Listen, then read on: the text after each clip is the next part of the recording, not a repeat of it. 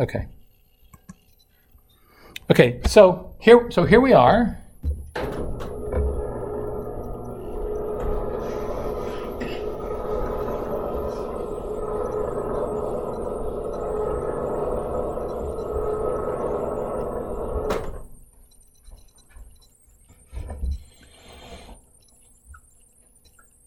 It takes a minute to think.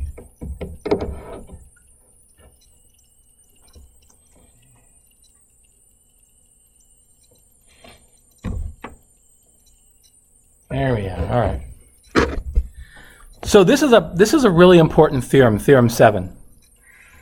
So Theorem 7 says that if we have all of these functions that you know and love from pre-calc and algebra, okay, roots, logs, any sort of trig function, inverse trig functions, polynomials, rational functions, exponential functions, these are all continuous at every point in their domain.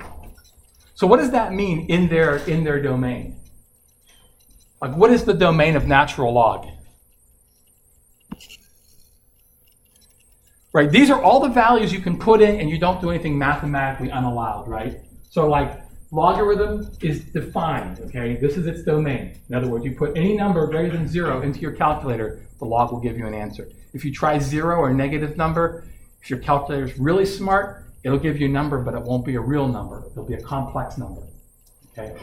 Some of these are kind of obvious to you if you think about it. Polynomials, they're continuous for every value of x. If you draw a square or a cubic function, there's no breaks in that curve, right? So these are easy. Roots, you got to be careful. Odd roots are continuous for all values of x. Why? Because I can take the odd root of a negative number. I can take the cubed root of -8. I can't take the square root of a negative number or an even root in the reals, right? It's not going to be a real number. Rational functions, okay, they're all the x's that don't make the denominator equal to 0. Exponentials defined for all x, that's nice. Sine and cosine, all x. Tangent, you got to be careful. It's all x except multiples of pi over 2. And they're actually going to be odd multiples. So how do we write this? We write this like this. How do I write an odd number? Anyone remember from algebra? Does this look familiar for an odd number? 2n plus 1, where n is just an integer, right?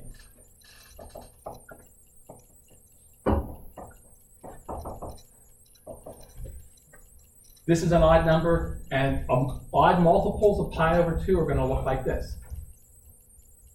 So that's pi over 2 minus pi over 2, 3 pi over 2 minus 3 pi over 2, etc. So tangent's going to be continuous, or it's going to be defined and therefore continuous at all values except that. How would you write that? You would just say, the way I would write it is I would just probably write it out in regular language, all reals except odd multiples of pi over 2, because it's kind of tricky otherwise. Arctangent is defined for all x. Arcsine and arccos, you have to be in the closed interval -1 to 1. One of the ways you can figure out the domain of the arc trig functions, how do you know the domain of the arc trig functions? It's the range of the trig functions. So if you think about think about sine, for example, right? Sine goes like this.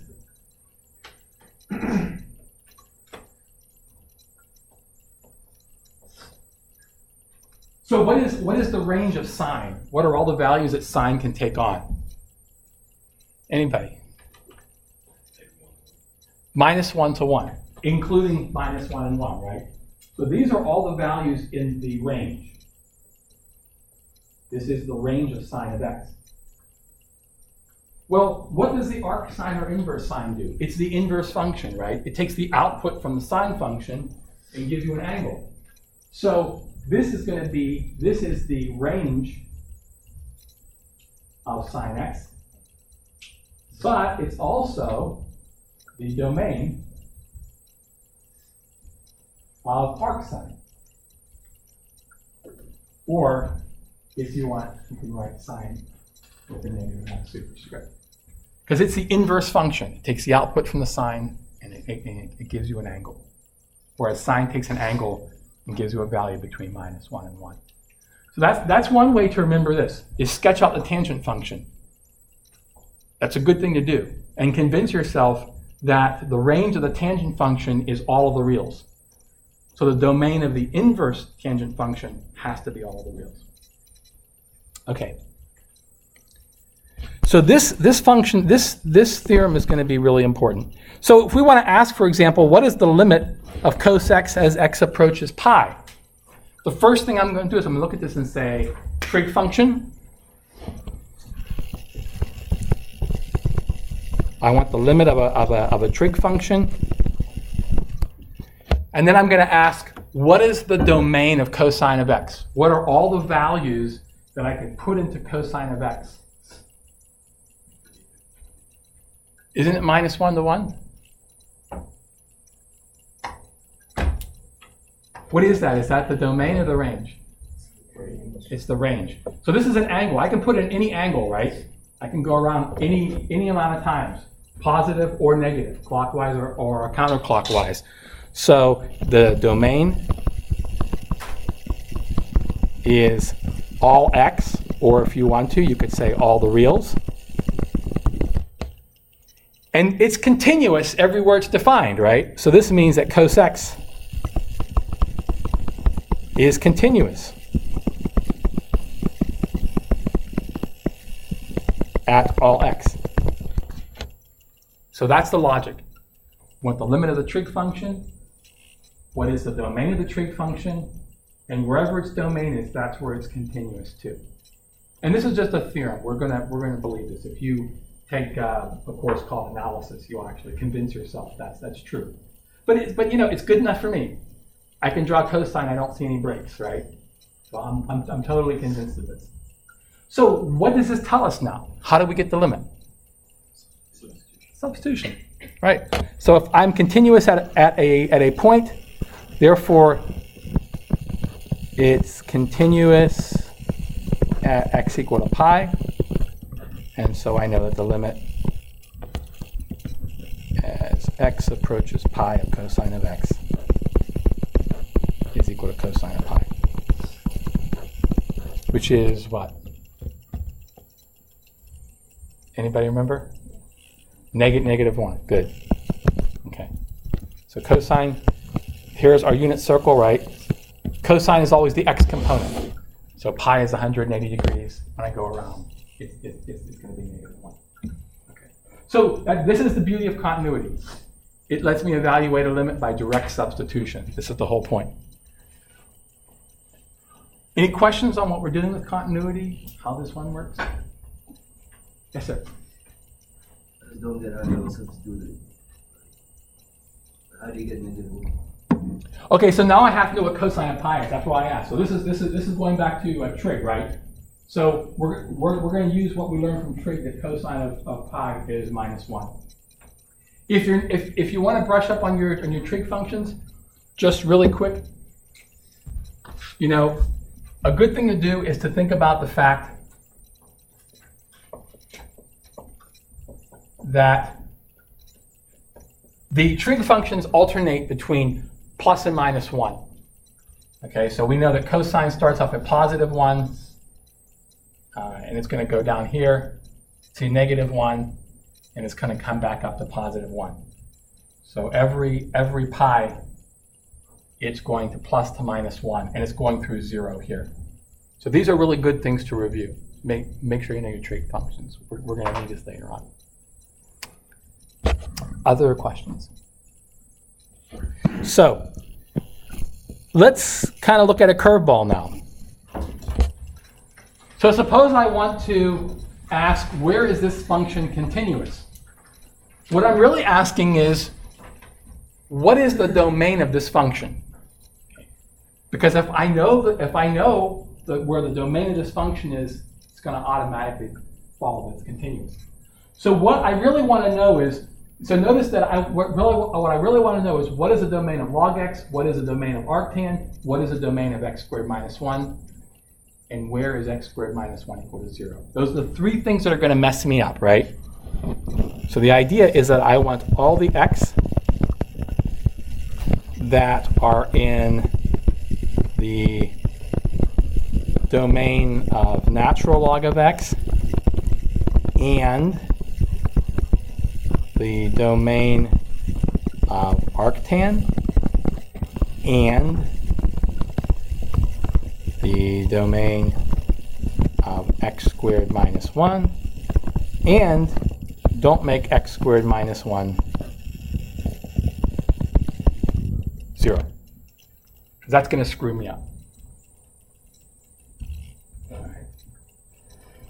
Why is this going to screw me up? The limit might exist, but the limits, but what's continuity? Continuity says the limit exists and it's equal to the value of the function. And I can't put 1 in here. Okay, so clearly this is going to be something that's going to weed out continuity. So here's kind of a question going back a little bit. When I have an AND statement, I'm interested in everybody in this set, and this set, and this set, and this set. What is AND kind of a code word for math? Addition. Sorry? Addition. Actually, you're on the right track. People think of it as multiplication if you think about binary variables, but just thinking about like with sets. When I'm in this, and this, and this, and this, what is that called? Is that the union sign? Close, intersection, right? So I have to be in all of these sets, right? I have to be in this one, and this one, and this one, and this one. That's the intersection. So what I'm going to do is I'm going to find out all the values where these guys are defined, and then I'm going to take the intersection. That guarantees that every single person can be evaluated. And that'll be the domain of the function. So some of them are kind of non-issues. There's a couple of functions that aren't going to do anything. For example, arctangent, the domain of arctangent is all the reals. Okay? So this is equal to all the reals. And this is equal to all the reals. Why? Because arctangent's defined everywhere. X squared minus 1 is defined everywhere. Okay? So these are the two that I have to look at. These are the two that are really going to determine the domain of the function.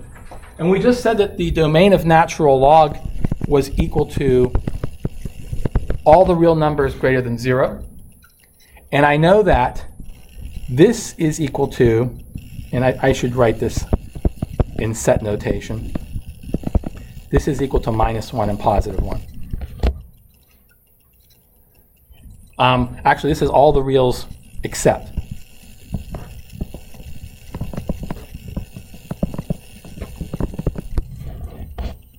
So I want to look at all the points that are in all four of those sets. In other words, you have to be in this one, this one, this one, and this one. And notice these two don't do anything. They're all the reals, so they're not excluding anything. So here's what I'm really looking at. I'm looking at this set, and I'm looking at this set. So if I look at this like with a number line, right? The domain for natural log looks like this.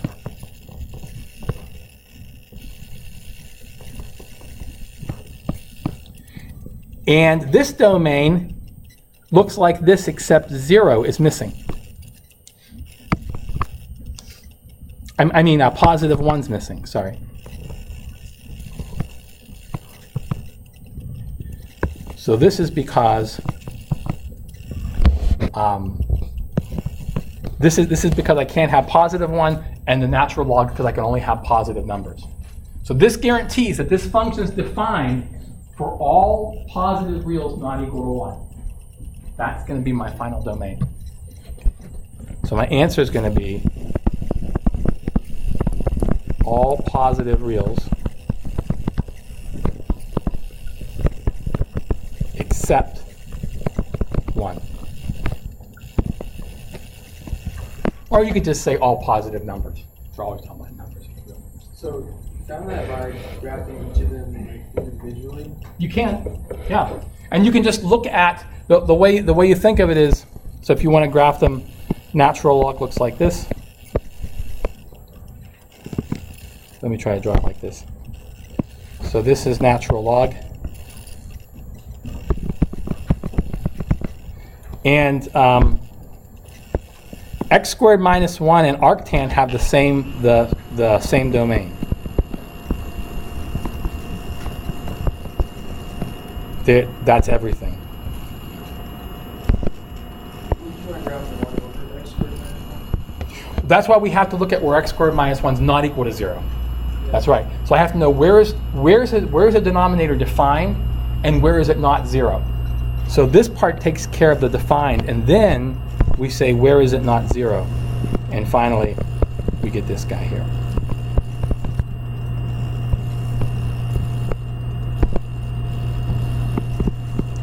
So the question is, what points do they all have in common? Notice something nice. Natural log excludes a lot of values. Okay? So the ones that they have in common, well, they all have to be positive. Oh, but we can't have 1. And that's how we get to our final answer.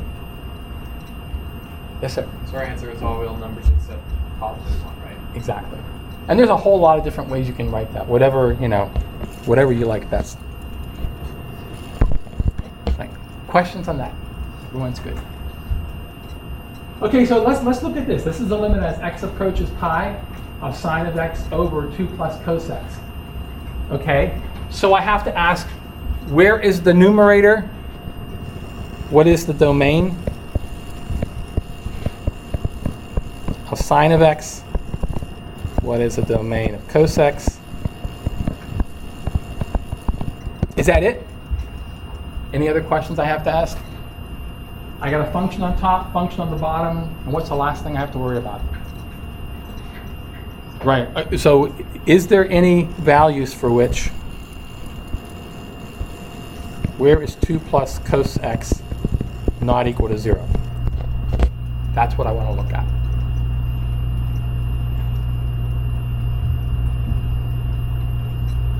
What is the domain of sine? All reals. Domain of cosine? All reals. Are there any values of x that make 2 plus cosine of x equal to 0? No. What's the lowest this can go? This can go down to -1, right? So the very smallest this can ever get is +1. So that's all the reals, all the reals, all the reals. What do they have in common? All of the reals. All the reals, all the reals, all the reals. Take their intersection, it's all the reals. You can draw it out graphically. Usually what I do is I look at the function that excludes the most values. Like natural log is something that excludes a lot.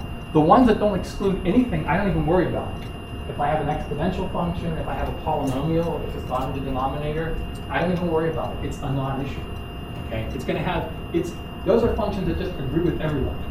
They have everything in their domain. So they're never going to exclude anybody. So, how do I evaluate the limit? Well, I do substitution, right? So this is continuous everywhere. So this function is continuous for all reals. Remember, we have this theorem that says if you have two continuous functions, their ratio is continuous, right? So this is a continuous function, this is a continuous function. Ratios of continuous functions are continuous functions if the denominator is not 0. So we're using this fact here. And so since it's continuous for all reals, it's continuous at pi, and I simply do substitution.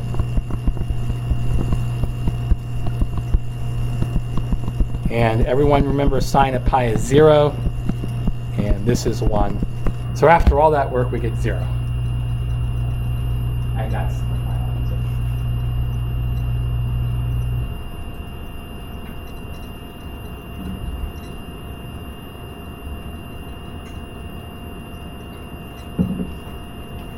So you want to look at the intersection of the domains for all the functions. The only little caveat is, if you have a ratio, make sure that you also aren't including values for the denominator to be 0.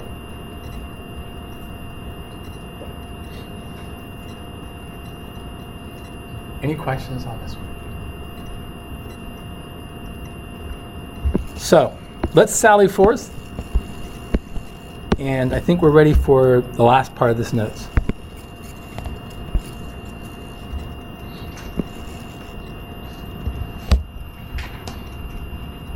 So this is the third part of the notes, and this is what I was saying. If you have two functions that are continuous, basically every way we can combine them is continuous. Yes, sir?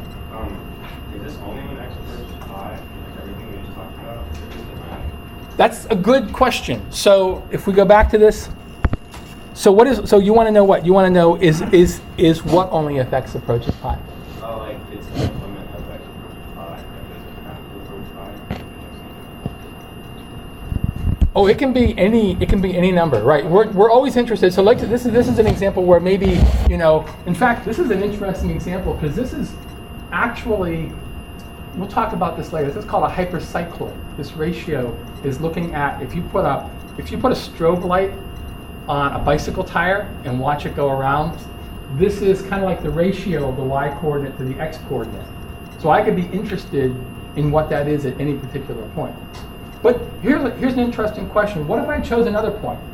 Because so the book is just asking me this, right? What is it as it approaches pi? But if I approach pi over 2, or 3 pi, or 1.98 pi, would my approach be any different to this problem?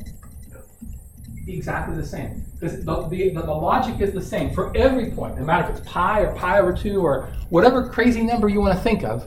Okay, for whatever you think of, these functions are that value will be in the domain of all of these functions, and so it will be continuous. You pick any point you want, it'll be continuous. You can use a substitution rule. That's why we like continuity. That's one of the questions why we ask, where is this function continuous? Because I don't want to have to go through this every single time. Okay, so this question of where a function is continuous is usually a precursor to you being able to do this problem. Good question. Other questions? Okay, so let's go now to these nice rules. So here are some rules we're going to use. Let me see for a second. Hold on one second. Okay. So here are some rules we're going to use. We're going to use the fact that, and so a good question to think about, why are these rules true? These rules are saying that basically any combination of continuous functions you can think of, these two functions I've given are continuous at a point. Their sum, their difference, their product, their ratio, multiples of them, they're all continuous. Why is that true? We can actually kind of figure this one out. Does this theorem look familiar? Does it look like any other theorems we had? It looks like another theorem. Anybody remember that theorem we had? What about limits? Right? Didn't we say that if a limit existed at a point for two functions, then these limits all existed, and they were the common sense thing, right? Squeeze theorem. Kind of like it. Squeeze theorem has to do with, though, when we have two functions bounded by another function. There are two functions here, but they're not bounding another function. But here's what I know. I know that if they're continuous, the limit exists, right? So that's kind of what we said before. We said if we had two functions and the limit existed, the limit of the product's the product of the limit. And since each of them are continuous, it's equal to f of a times g of a. So I would go back and kind of look at that theorem we had before about limits. See if you can make that connection between this and this theorem here. But we can also just take this for just as grand, just as given, okay? We can assume that this is going to be given. So now we go back to this, and now this is actually a really simple result.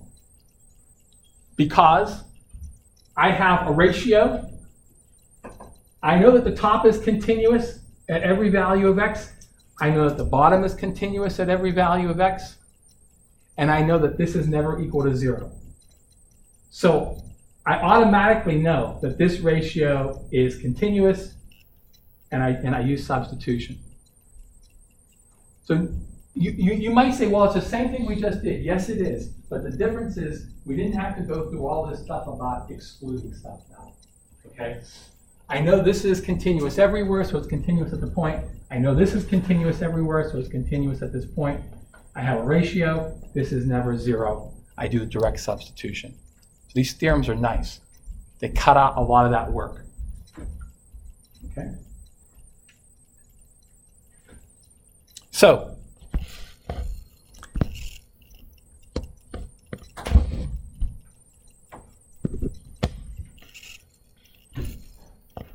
Yeah, I'm not going to go through this one. It's the same basic idea. This is the theorem that is a little bit tricky. And I made a change in the notes. I had one error that I'll touch base on in a minute.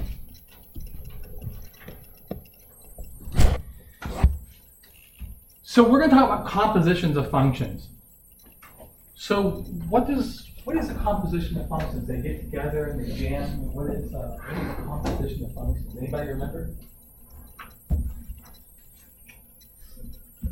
Function of a function, right? So this is what we talk about when we're talking about compositions. We're talking about a function of a function.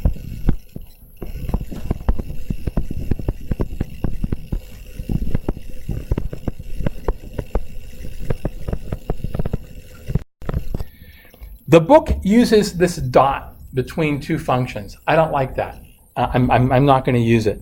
So this is the book's shorthand, and it's actually very, very common notation. And this is read as f of g of x. But I'm going to write it like this. I like this notation better. Because to me, this kind of says what's really going on. I'm having a function of a function. And this is what we mean by a composition. These things are incredibly common. And when you get to things later on, when you're doing the substitution rule, when you do integration, and when you're doing the chain rule, when you're doing derivatives, which are the two hardest parts of this class, understanding this concept is very, very important. And this is why from the very beginning I talked about forms.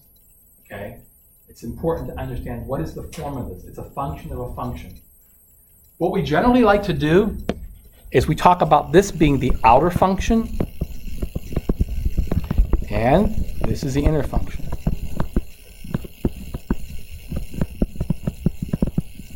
So pop quiz.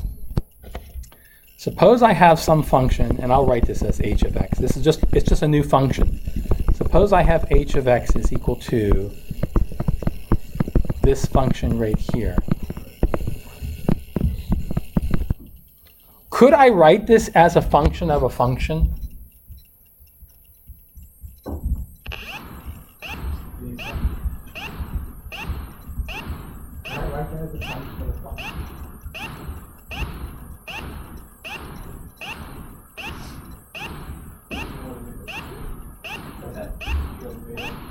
Sure. Okay, so let's make up two. What would be our function?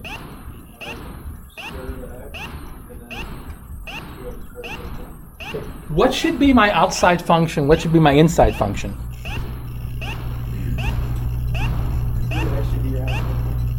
It's the thing we're going to do last, right? So f of x is equal to the square root of x. This is my outside function. It's the one I do last. And g of x is equal to 2x squared plus 1 is my inside function. Good. I can check myself. Okay? Suppose I said, geez, I wonder if that's right. Let's see what f of g of x is. So before we do that, let me just ask you a real quick question. We're gonna take the potato test. Suppose f of x is equal to the square root of x. What is f of 1? Square root of 1, right? That's 1. What is f of 9? Okay. What is f of house? Square root of house. Okay. What is f of hot potato? Okay. So what is f of g of x? Square root of g over x. Okay. Congratulations. You just passed the test. So what does this say? This is a rule. It says take whatever's in here and take the square root of it. So now I can test myself, right? F of g of x is the square root of g of x, and what was g of x? Well, I said that was 2x squared plus 1. So is this function the same as this? Sure. So that's kind of something to think about. up to this point, you haven't dealt with compositions of compositions a lot. I mean compositions a lot. There are compositions of compositions. Don't look at this. We haven't dealt with compositions a lot, but now we are. This is kind of a more grown-up way of looking at complicated functions. All right, so why do we go through all this stuff? What's the whole deal? Well, we have a really nice rule. And I'm going to very briefly go through this theorem, okay? We're not going to use it, but it's kind of useful because it illustrates what's going on. So this is my function f. This is my function g. And I'm interested in what is the limit of this composition as x approaches a. And so what's happening? Well, as x approaches a, g of x, the limit of g of x exists. It's going to be 2. And so what is f of 2? F of 2 ends up being, I think this got shifted a little bit. It's 1, 2, 3, maybe 3.2. So here's what we're saying. We're saying, I'm going to get a little more space here. We're saying that as x approaches 2, the inside function g of x approaches, oops, I'm sorry, I was looking at the wrong thing. This is 2. G of x approaches negative 1. Okay. I'm sorry, I was looking at the first discontinuity. Okay. So as x approaches 2, g of x approaches negative 1. And so the limit exists because f of negative 1 ends up being negative 4. And so as g of x approaches negative 1, f of x approaches minus 4. These compositions are kind of different. Why? Because what am I doing? I'm looking now, what is the argument of f of x? It's g of x. It's not x. Okay. This is a nice theorem, but we're not going to use it. We're going to use, this is a more general theorem. What we're going to use is this function, this theorem right here. Kind of a variation of this.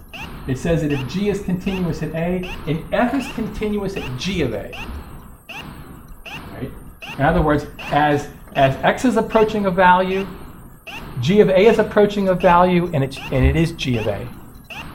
And so as x approaches a, g approaches g of a, and f is continuous at g of a, then the composition is continuous at a. So this is kind of like a limit of a limit.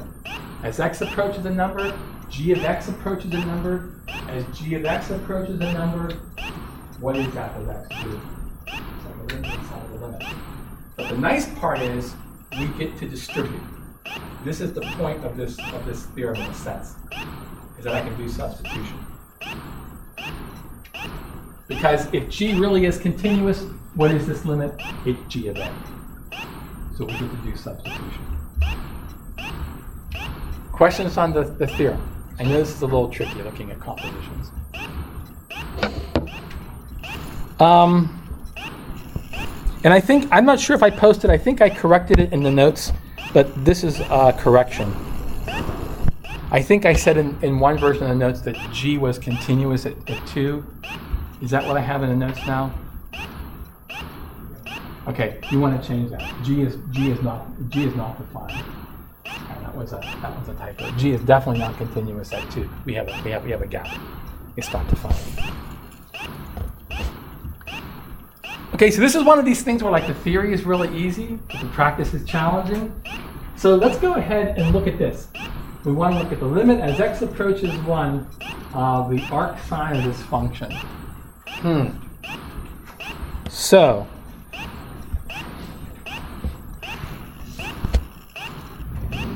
I look at this and it looks messy. I have no clue how to do this problem. I'm the same as you guys. When I look at this, holy cow, it's a hard problem. What is the form? The first thing I ask myself is, what is the form? And here's, I'm sorry, go ahead. Who said ratio? Okay. So I have a ratio. That's important. So the ratio part's going to help me get this portion right here. So knowing that I have a ratio is going to be useful. That's going to help me with this part. But I still got to deal with this big honking mess, right? I don't just have a ratio. I'm going to have to do that to get with the ratio, but then the question is, how do I deal with the arc sign also? So you're absolutely right. This ratio part's going to help me deal with the inside, but I have another function too, arc sign. I don't know how to deal with that. That's Mary.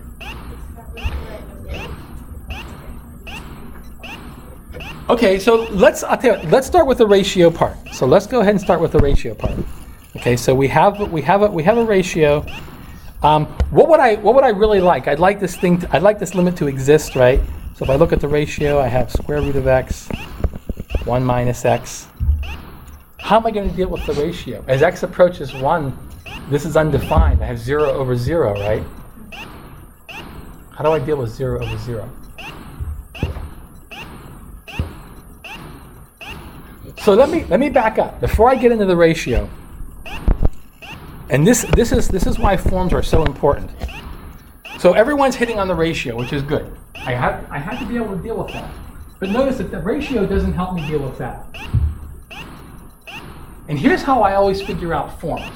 I look at it and I say, do I have a rule for doing arc sign? Yes, I do. If this was x. If this was x, I could answer this question. Okay? The problem is it's not x. So I don't have a rule for it, but it must be something more complicated. So what is this thing overall? Both of these things combined, what is it? It's going to be a composition. That's what's going to help me here. And again, I can't emphasize enough. I'll be quite honest with you. When I look at this, I have no clue either. You have to tweeze through it. You got to kind of pull it apart.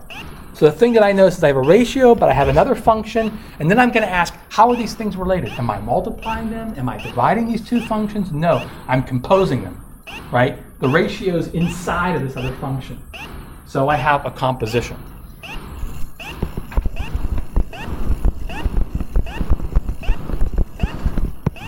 I have what looks like f of g of x, where, what is my g of x now? What's my inside function?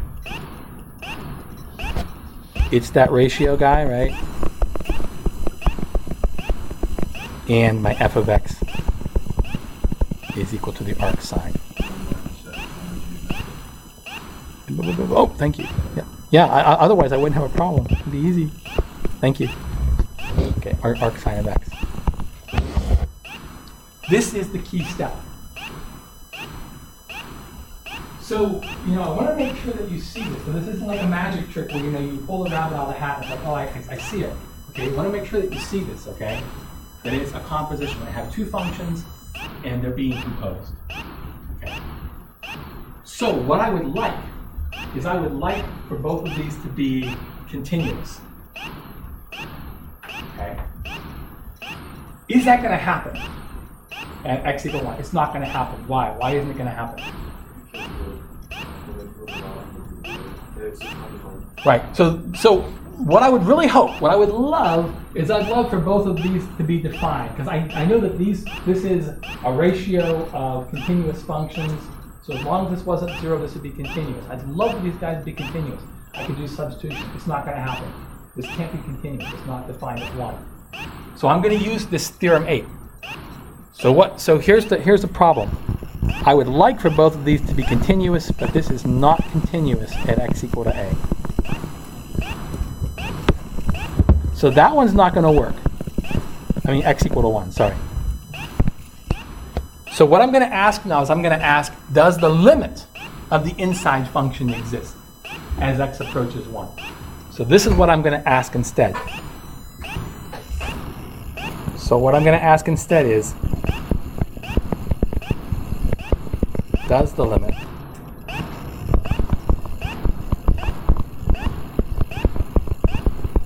oops, I keep on with the positive. Does this limit exist? Proper English. If the limit exists, I can still salvage this problem. I might be okay. So I can't use Theorem 9. So this is what we're saying here. We're saying that because of this, I can't use Theorem 9. Theorem 9 is out the window, but I might be able to use Theorem 8.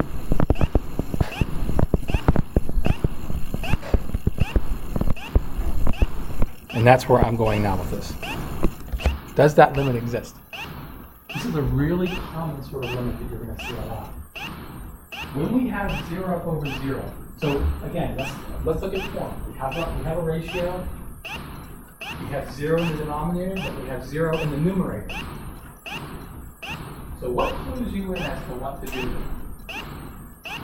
There's one thing that jump out at you. Anything jumping out at you? What do you think? Exactly.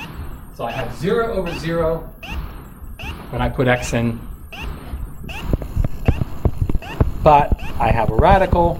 I get the square root of x. So what am I going to try? Go ahead.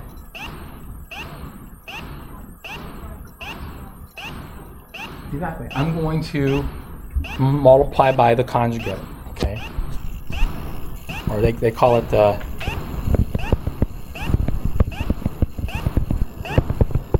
so the conjugate. So people call this rationalizing the numerator. So this is the conjugate, and that's what I want to do, right? I'm going to multiply the numerator by the conjugate. You have to do the denominator as well. Good. Yep, I better. I still don't know that any of this is going to work. I honestly don't know. I'm the same as you're going to. I have no idea, but we're going to give it a try. This is my best shot. So this part's easy, right? 1a minus b, a plus b is a squared minus b squared.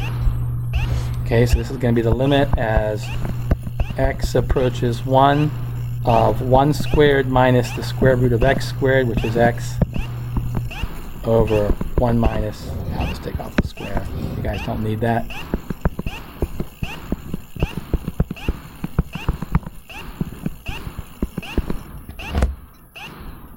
Was the operation successful? Since you're working on the problem, what you're going to fill out. Did it work out? Shaking your head no? What was the goal? The goal was the thing that was screwing me up, right, is this guy here. If I can get rid of him, I get rid of the bad point. Okay. Was I able to get rid of him? I'll let you finish it off. Go ahead. Can I get rid of that 1 minus x on the bottom?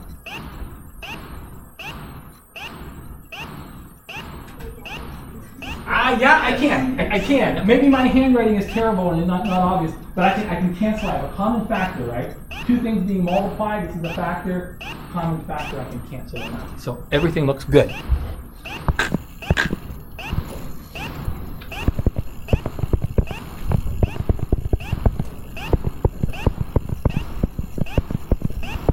Okay. Question is, what do I do now?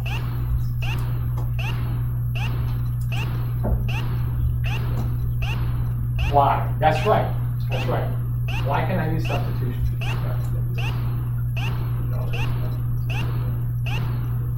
Right. The limit exists, right? So this limit now is going to exist. I can use substitution. Okay. This is a rational. This isn't a rational function. This is just a ratio of two functions. This limit exists. Okay. So I'm okay. So this is 1/2. Okay.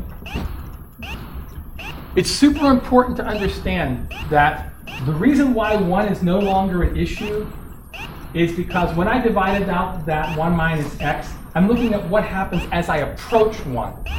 I'm never equal to 1. So that 1 minus x, that 0 is no longer an issue. That's why I was allowed to cancel. It's important to understand that.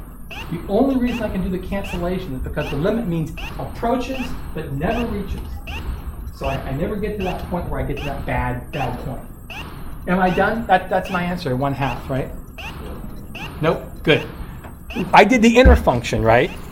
So now, what do I want to ask? So I evaluated this one. What I found out was, I found out that the limit as x approaches 1 of 1 minus square root of x over 1 plus x is equal to a half. Okay? Theorem 8 says that if the limit of the inside function exists and the outside function is continuous at that point, I evaluate this. So here's what Theorem 8 says. Let's go back and look at it. So Theorem 8 says that if the limit of the inside function exists at that point, in other words, if the limit of that ratio as x approaches 1 exists, okay, and f is continuous at the limit, then I can write the limit of this composition as this. Remember what I said about math being like a foreign language? I have to somehow translate this to my problem. How does this translate to my problem? My outer function's arcsine. So here's the idea. This part is true, right? The question is arcsine continuous at 1/2? Nodding your head yes. Does everybody agree? Right, it is. Arcsine is continuous. So my final answer ends up being arcsine of 1/2. So this, along with Theorem 8, tells me that my answer is equal to arcsine of 1/2.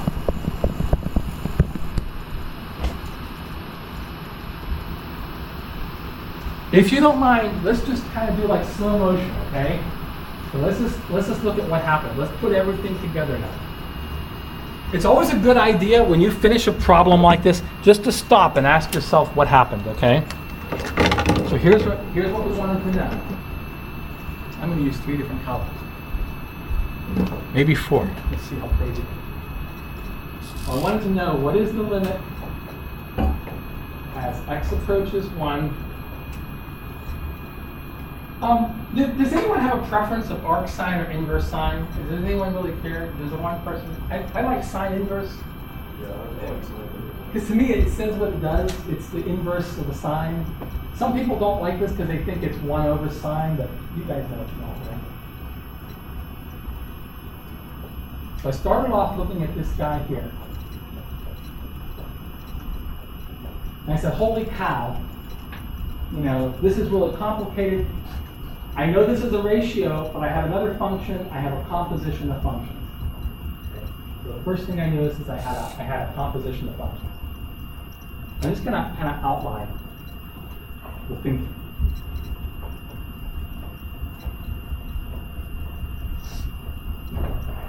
What I was hoping, but it didn't work out. I was hoping that they'd both be continuous.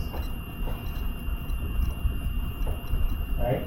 I was hoping that this would be, I just keep doing that, don't I, today? Man, I tell you, what's wrong with me today? See, I don't want to do the problem either. So I was hoping they both be continuous. I was hoping this would be continuous at 1, and this would be continuous at whatever limit this was. But it didn't work out. This is not continuous, but to be continuous, I have to be able to evaluate the function. So this guy didn't pan out.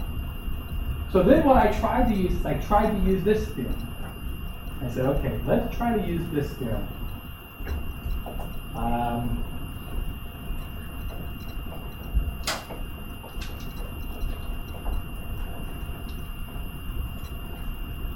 This is kind of like a weak version of this theorem. But in order to do this, what has to happen? Well, the limit of the inside function has to exist, right? I'm going to keep it my colors.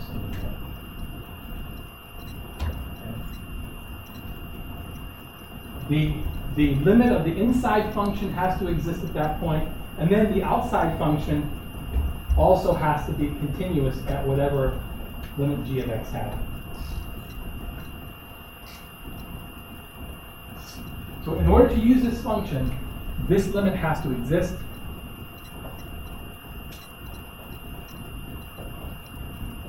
And then f has to be continuous at whatever this limit goes. And notice this is hard, because I don't even know what this thing is going to converge to. If this had converged to 2, if this inside limit had converged to 2, I couldn't do the problem. Because arc sine is not even defined in 2, right? So this is kind of the logic. So this is what we did. Then when I went ahead and saw if I could evaluate that limit, I used the ratio rule. So the first step is to verify that this limit exists, and we found out it did. And so we said, radical, rationalize the numerator. I found out, this exists. Good. I got half of it down. Now I have to know, is the arc sine continuous at 1/2? And why? Yes, because 1/2 is in the domain of the arc sine, right? The last step was asking, this was the easy step. Is 1/2 in the domain of arc sine? The answer is yes.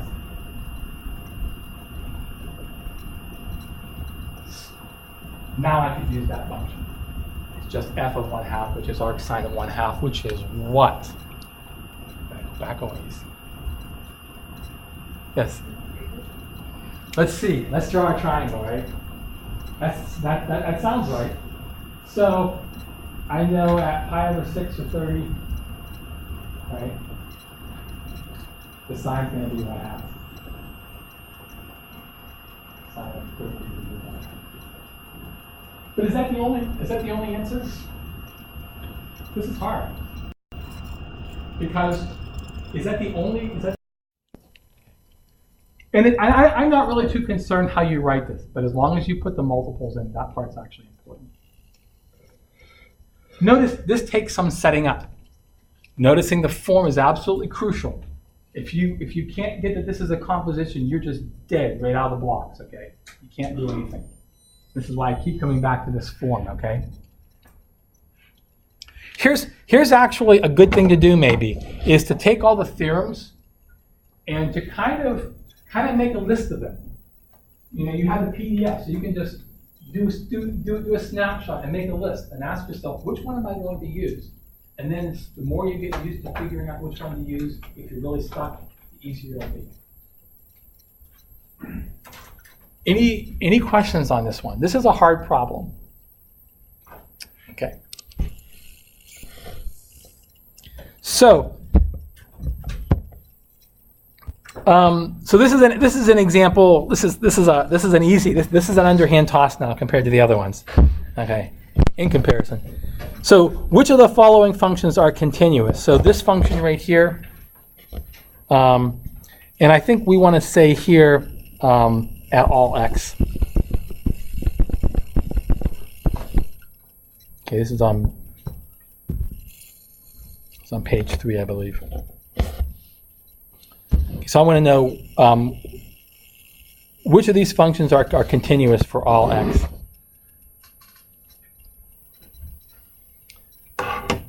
I don't have a rule for sine of x, right?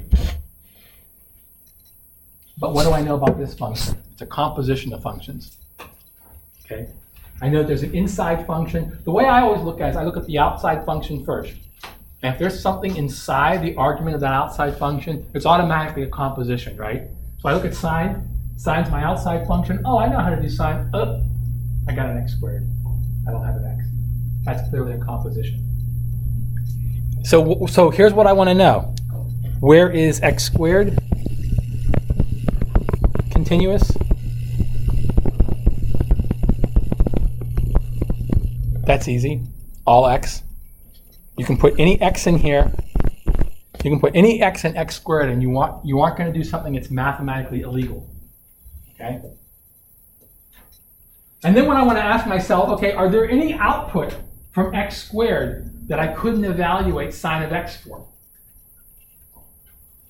So I want to ask the question, is there any output of x squared that's not in the domain of sine x? Absolutely not. There's no value of x that when you square it, I can't evaluate the sum. Not in the reals. So that's easy. So this is going to be continuous for all x.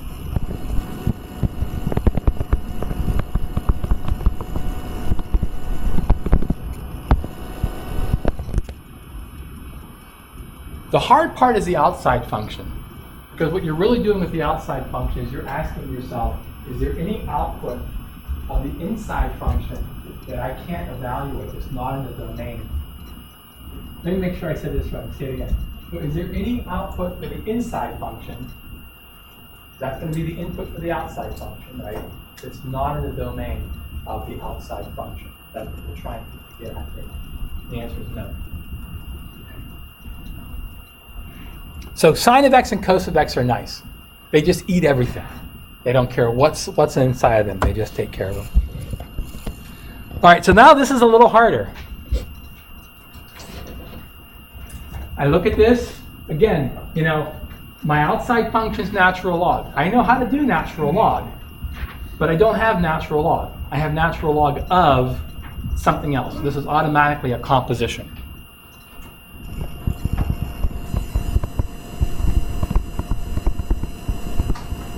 My outside function is natural log of x, and my inside function is 1 plus cos x.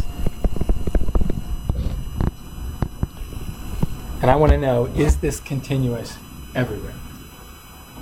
No. So why not? Go ahead and take me through. What's going on?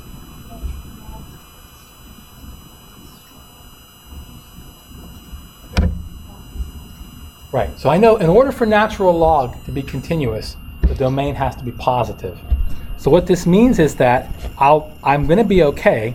I know that the domain of natural log of x is equal to all the positive numbers, which means that natural log of x is continuous because they're the same thing. Continuous and domain are the same. So as long as I can't find an x value, as long as I don't find an x value that makes this non-positive, I will be okay. So what I want to know is, and by the way, am I worried about the continuity just of 1 plus cos x? Do I have any concerns about that? What do you think? No, because cosine x is continuous everywhere, right? So I don't actually care about that this is continuous, but notice this is kind of like one of those ratio problems. What I do care is he going to be 0 or negative? So my concern is there any x that make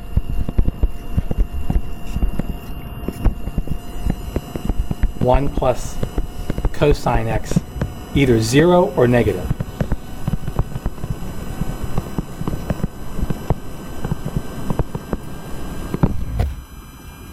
That is the question. What do you think, Larry? Are you raising your hand or you just kind of thinking? So what do you think? So what values of cosine x take on? Between what? Right.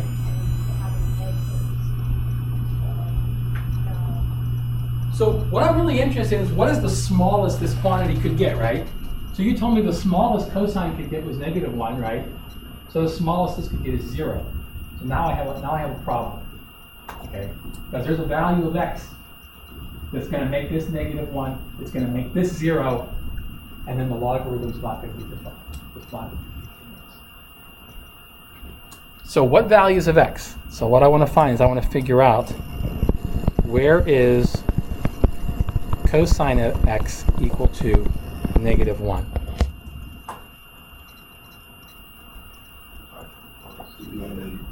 Pi, and then what? Is 2 pi right? No, 2 pi it's 1, right? 2 pi, and then what? I'm sorry, pi, and then what comes after pi? Go around again, right? 2 pi, so I have 3 pi, 5 pi, 7 pi. Is that all? So plus 2n. Exactly. I can go around the other way, right? I can go around minus 2 pi. So the final answer, so this is going to be -1 when x is equal to 2n plus 1 times pi, where n is any integer. In other words, odd multiples of pi. We're going to make cosine of x -1, going to make this 0, and now that won't be in the domain of log, so log won't be continuous.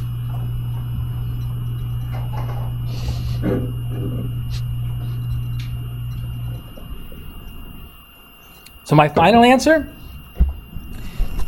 is going to be all x greater than 0 except pi, 3 pi, 5 pi, ... And you can write it a lot of different ways. It's really of no concern to me, okay? If you want to, you can write it out really mathematical. It doesn't matter, okay? It's all the positive numbers, as long as you're not a positive. Notice I don't have to take into account the negative multiples, right? Because I said x has to be positive here. So I'm just going to exclude the positive positive. And that takes us right up to the time belt. So I think we're pretty much done with this. I'm going to come to the intermediate value theorem, and then we'll finish up 2.6 hopefully on Friday. All right, thanks.